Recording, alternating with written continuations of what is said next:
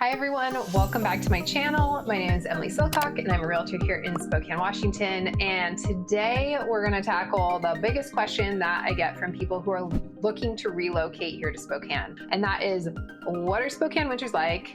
And then will I survive them? For context, my family and I moved from Seattle to Spokane in 2020. So this is my perspective as somebody coming from a more mild winter and now having experienced 4 winters here in Spokane. The first winter that we had here was actually pretty mild. We got some snow, it wasn't super cold, it was nothing crazy. So we were kind of wondering what all the hype was about. You know, why are people complaining about Spokane winters all the time? The next winter was actually insane. I think we got snow starting in early October, and then we still had snow in April, and we just got dumped on all winter. So what you should know is that it can vary quite a bit as far as what kind of winter you're going to experience. But I will say in general that Spokane winters are just not for the faint of heart. We do have people who move here and then they realize that this is just not what they were trying to sign up for, and then they want to leave. So my goal today is to give you some information about what to expect so that you can make that decision for yourself and your family. As an overview, Spokane typically gets about 45 inches of snow per year. Our low is around 25 degrees, our high is around 37 degrees, but it's not uncommon to see stretches of single-digit temperatures or even negative temperatures. That's very chilly. We can also get ice fog, sometimes some pretty bitter winds. That's also not as fun, but that's not as common. What was most noticeable for me having come from Seattle winters to Spokane was that despite the coldness and the snow, there's just so much less rain and there are so many more sunny blue sky days in Spokane in the winter. Spokane actually has twice as many sunny days per year than Seattle, which has been super noticeable on my mood, and it's just made it a lot easier to get the kids outside, especially in the winter months. The first snowfall here is always really exciting for us and the kids. And I will say that the snow does make the holidays feel a lot more fun and festive. And I mean, there are times though still that it just does get annoying and inconvenient, but overall, I really do like the snow here. Something to know about Spokane winters are that they can be long.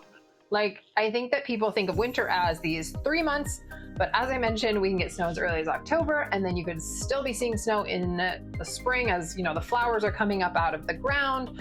There was definitely one year, I think it was probably 2021, when we did an Easter egg hunt in the snow. So we are all very ready for spring as soon as it comes after those long winters. Let's talk a little bit more about what to expect and how to prepare for winter in Spokane. First, expect that your hair and your skin will be drier here.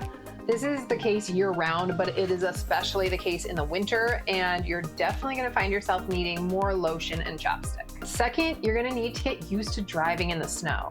Unlike cities like Seattle and Portland that essentially just shut down at the first sight of snow, people in Spokane still expect you to continue normal life when it snows for the most part. School's still in session, you're still expected to go to work. Basically, most people are out and about just going about their daily lives. SUVs or cars with 4-wheel drive and all-wheel drive can be very helpful here for driving in the snow, and you don't feel like you need to go out and buy a new car, but definitely consider something like snow tires or all-weather tires. This may also impact where you choose to live, because places like the South Hill and 5 Mile that have pretty steep hills going in and out of the neighborhoods can be a little bit sketchy in the snow, so that's just something else to keep in mind. Third, you're going to be spending some time doing snow removal, so you'll want to invest in a good snow shovel and potentially a snow blower if you have a driveway, and especially a big driveway. Also note that the neighbors do expect you to clear that little stretch of sidewalk in front of your house, so don't be that neighbor that doesn't shovel your sidewalk and then creates this slippery, icy mess for everybody walking by. You might also consider getting remote start in your car if you don't have it. That way you can be in the kitchen making breakfast and go boop, boop, your car starts up, it gets warm, so that you're not sitting out in your car with your kids freezing while you're waiting for that layer of ice on your windshield to defrost. Fourth, you're gonna want to invest in a good coat, like down to your knees, fluffy down jacket, good boots, warm socks, hats, gloves, all the things. It's really not so much about being cute here in the winter. So just embrace it and bundle up. Fifth, make sure when you're home shopping that you pay attention to the amount of natural light a house gets. If the house seems dark on a bright sunny day, like in the summer, it's gonna seem really dark on an overcast day. And I promise you're gonna wanna get as much sunshine and natural light as possible, especially with how short the days get here in the winter. Sixth, make sure you get outside during the winter. I will say that people who love Spokane winters are the ones who are doing skiing and snowboarding or snowshoeing, all those things. The people who hate Spokane winters are the ones who hunker down inside. They're like, I'll just wait out the winter, I will see you in the spring. That is not a great strategy. So even if you're not a winter sports person, I mean, I get it, I'm not either, but you're still gonna wanna get outside, or at least just get out of your own house and go to other indoor places. So on that note, here are some fun things you can do in the winter with kids so you don't get cabin fever. Sledding at Manitou Park, going to the ice rink downtown to go ice skating, going for a snowy or a wintry walk, literally just getting out of your house to do anything. We have some really great public libraries here.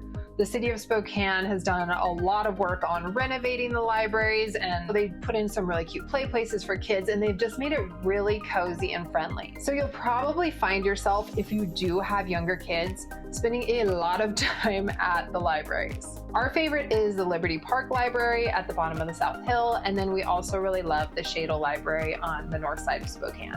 You might also consider getting memberships to some of the other kid-friendly places. We have an awesome kids science center downtown called Mobius, and then there are tons of indoor play places, trampoline parks, bouncy house places, that kind of thing. Essentially, anywhere you can go to get the wiggles out is where you'll probably find yourself in the winter. Other things you can do in the winter to just kind of make it a little bit more fun is really trying to enjoy the holiday season. Downtown Spokane is really fun and festive during the holidays. They deck out Riverfront Park with lights, and one of our favorite things to do during the holidays is to go downtown to the historic Davenport Hotel.